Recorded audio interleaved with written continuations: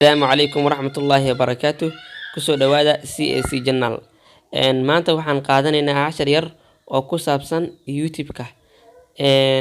wuxuu gaar ahaan waxaan ka sii qaadanaynaa sida muuqaal aad soo gelisay YouTube-ka aad thumbnail u yeeli lahayd.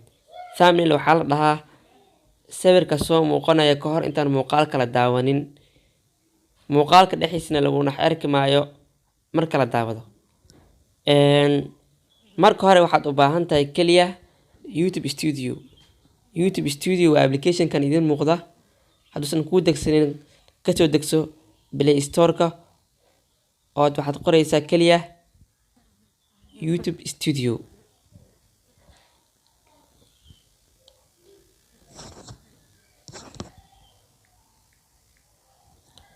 waa application kan anigu ii degsan yahay soo degso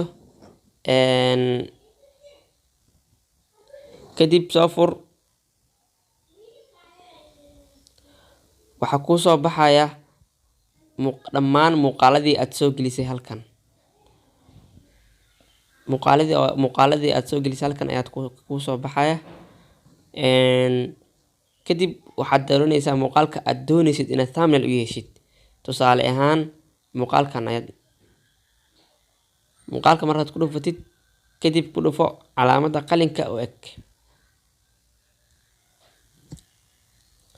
kadibna waxaad ku sii dhufanaysaa isla calaamadii qalinka oo ekeed. kadibna waxaad dooranaysaa change meel ay qoran tahay. markaas waxaa kuu soo baxaya dhammaan sawiradaadii kaarad aad ka dooranaysaa oo thumbnail uga dhigi kartaa muuqaalka aad soo gelisay YouTube-ka. kadib save aad ku dhahaysaa sidaas baad ku saartay. marka wuu fududeeyaa cashirka. subscribe saar channelka si uu kugu soo dhaco casharada applicationada ku saabsan iyo internetka.